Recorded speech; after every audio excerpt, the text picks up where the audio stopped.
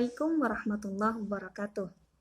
Alhamdulillahirabbil alamin wa bihi nasta'in wa ala umuri dunya waddin wassalatu wassalamu ala asrafil anbiya'i wal mursalin wa ala alihi wa sahbihi ajmain amma ba'd. Yang terhormat Dr. Naifah MSI selaku dosen pengampu mata kuliah metodologi pembelajaran bahasa Arab dan teman-teman yang saya cintai dan saya banggakan.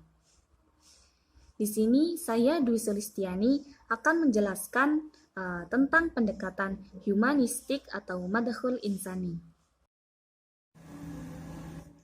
Baik, langsung saja ke poin yang pertama, yaitu pengertian pendekatan humanistik. Pendekatan humanistik adalah sebuah pendekatan pendidikan yang mengacu pada filosofis belajar humanisme, yaitu pendidikan yang memandang bahwa belajar bukan sekedar pengembangan kualitas kognitif saja, melainkan juga sebuah proses yang terjadi dalam diri individu yang melibatkan seluruh domain yang ada, kognitif, afektif, psikomotorik pada siswa. Sehingga dalam proses pembelajaran, nilai-nilai kemanusiaan yang ada dalam diri siswa menjadi perhatian untuk dikembangkan. Dan yang kedua adalah konsep dasar pendekatan humanistik menurut Paulo Freire. Menurutnya, konsep dasar pendekatan humanistik adalah pendekatan praktik komunitas yang berpusat pada orang serta metodologi untuk pengajaran dan pembelajaran. Pendekatannya didasarkan pada keyakinan bahwa orang dapat berpikir kritis tentang situasi mereka, dapat dipercaya untuk mengendalikan hidup mereka, dan secara kolektif mengubah pandangan mereka tentang dunia dan bagaimana mereka berhubungan dengannya. Lalu poin yang ketiga adalah prinsip-prinsip dasar pendekatan humanistik. Pendekatan humanistik atau pendekatan kemanusiaan memberikan posisi yang utama pada siswa karena mereka adalah subjek utama dalam kegiatan pendidikan. Asumsi dari pendekatan kemanusiaan adalah bahwa siswa memiliki potensi, kekuatan, dan kemampuan untuk berkembang. Siswa juga memiliki kebutuhan emosional, spiritual, dan intelektual yang utuh sehingga pembelajaran diarahkan untuk mengembangkan emosi, perasaan, sikap, nilai, dan lain-lain. Prinsip-prinsip yang menjadi dasar pendekatan kemanusiaan dalam proses pembelajaran antara lain yang pertama, perlunya pendidikan sesuai dengan pendekatan kemanusiaan untuk mengarahkan diri sendiri.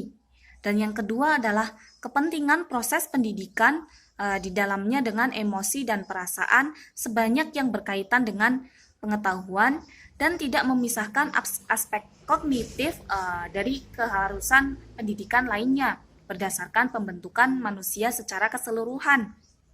Dan yang ketiga adalah menyediakan lingkungan pendidikan yang memfasilitasi. Yang keempat, siswa belajar paling baik dalam lingkungan belajar yang aman, siap secara psikologis dan emosional. Dan poin yang terakhir yaitu poin keempat adalah metode-metode pendekatan humanistik dalam pembelajaran bahasa Arab. Yang pertama adalah counseling learning method atau metode belajar konseling. Metode Counseling Learning Method atau biasa yang disingkat dengan CLM merupakan suatu metode yang diterapkan dalam pembelajaran bahasa dengan menekankan peran seorang guru sebagai konselor dan siswa sebagai klien. Sehingga dengan fungsi ini, dalam pembelajaran hendaknya guru mampu membantu siswa dalam memenuhi kebutuhan akan pengetahuan yang ia inginkan. Prinsip-prinsip metode CLM antara lain, yang pertama, pelajar disebut sebagai klien dan guru disebut sebagai konselor. Yang kedua, hubungan saling percaya dan membantu merupakan hal yang diperlukan dalam proses pembelajaran. Dan yang ketiga, pelajar diperbolehkan untuk menggunakan bahasa asli mereka, yang kemudian penerjemahan ke dalam bahasa target akan dibantu oleh guru, untuk kemudian mereka praktekkan. Yang keempat, tata bahasa dan kosakata diajarkan secara induktif. Yang kelima, kalimat-kalimat untuk kemudian diperdengarkan. Dan yang keenam, pelajar menggunakan bahasa target secara bebas tanpa penerjemahan ketika mereka merasa cukup yakin untuk melakukannya. Dan yang ketujuh adalah pelajar didorong untuk tidak hanya mengungkapkan apa yang mereka pikirkan atau pahami tentang bahasa, akan tetapi juga tentang apa yang mereka pikirkan terkait dengan proses belajar, sehingga guru bisa mengungkapkan rasa empati dan mengerti terhadap para pelajar. Nah, yang kesembilan adalah bermacam-macam aktivitas bisa dimasukkan dalam proses pengucapan atau membuat kalimat baru berdasarkan rekaman atau catatan sebelumnya. Dan metode yang selanjutnya adalah metode the silent way atau metode guru diam. Metode ini dikenalkan oleh Caleb Catigno, seorang ahli pengajar bahasa yang menerapkan prinsip kognitivisme dalam pembelajaran bahasa. Sesuai dengan namanya, yakni metode guru diam, melibatkan keterlibatan siswa secara aktif dalam pembelajaran, sehingga peran guru di sini hanya memberikan instruksi seperlunya. Selebihnya, pelajarlah yang mengatur pembelajarannya terkait dengan materi yang diberikan oleh guru. Adapun prinsip-prinsip dari metode the silent way antara lain, yang pertama, belajar menjadi lebih mudah jika pelajar menemukan sendiri apa yang dipelajari daripada hanya mengingat atau mengulangi apa yang dipelajari.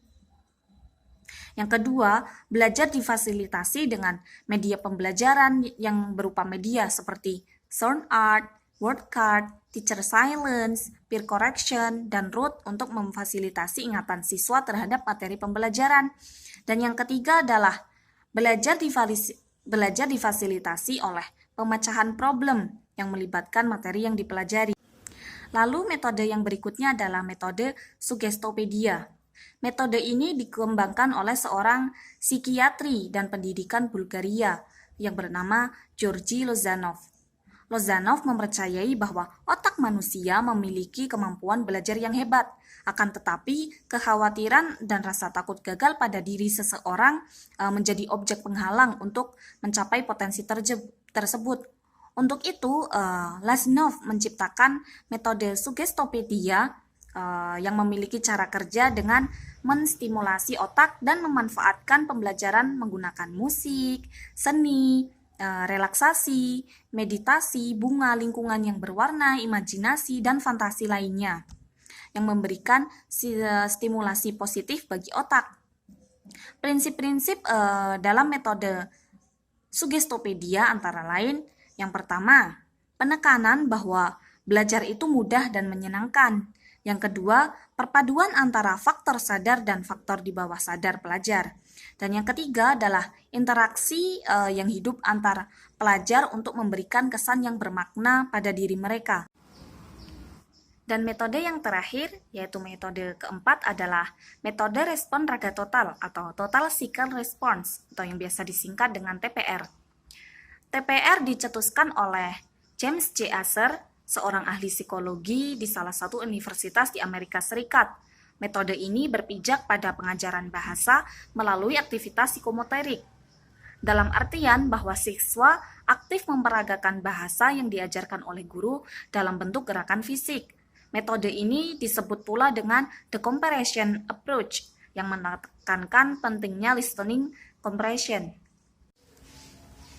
Jadi, aliran humanistik memberikan perhatian pada kualitas manusia yang memiliki kemauan bebas dan potensi untuk mengembangkan dirinya.